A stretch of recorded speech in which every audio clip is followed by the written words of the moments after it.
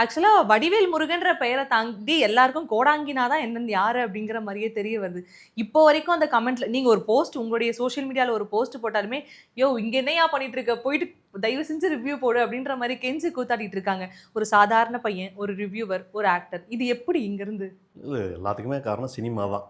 நான் ரிவ்யூவர், நடிகர் அல்லது ஒரு ரைட்டரா அடுத்து மாறப்போறோம் அப்படிங்கிறது எல்லாமே அடங்கியிருக்கிறது ஒரு சினிமா தான். அப்டேட்டா சார்? ரைட்டரா மாற போறீங்களா? பண்ணிட்டு இல்ல இருக்கீங்களா? எழுதிட்டு இருக்கேன். ஓகே, அதற்கான நைஸ். ப்ராசஸும் போயிட்டு இருக்கு. பிஹைண்ட் த ஸ்க்ரீன் ஒர்க் பண்றதுக்கும். எதுவா இருந்தாலும் அது எல்லாமே அந்த சினிமாக்குள்ள தான் இருக்கு. சினிமாங்கிறத சுத்தி தான் இருக்குது. அது தனித்தனியா இல்ல அது. என்னுடைய ஆசை சினிமாக்குள்ள இருக்கணும். ஏதோ ஒரு வகையில. இப்ப ரிவ்யூவர்ங்கிறது வந்து தனியா வானத்துலருந்து குதிக்க வரலாம் இல்லைல்ல அது. சினிமா பார்க்குறோம். பார்த்துட்டு வெளிய போய் பேசுறோம். அது ஒரு 4 வார்த்தை கோர்வையா எழுதுனாவோ, பேசுனாவோ அவங்க வந்து ரிவ்யூவர். அவங்களும் சினிமாவ ரசிச்சா தான் அத பண்ண முடியும்.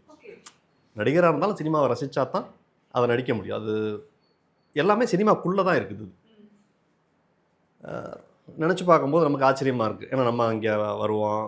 நம்ம நான் ஃபர்ஸ்ட்டு சினிமா கேமரா பார்த்ததே நான் என் படத்துல நடிக்கும்போது தான். ஷூட் பார்த்ததே வந்து நான் நடிக்க வந்ததுக்கு பிறகு தான். சினிமா பிடிக்கும்ங்கிறது ஒண்ணு மட்டும் தான்.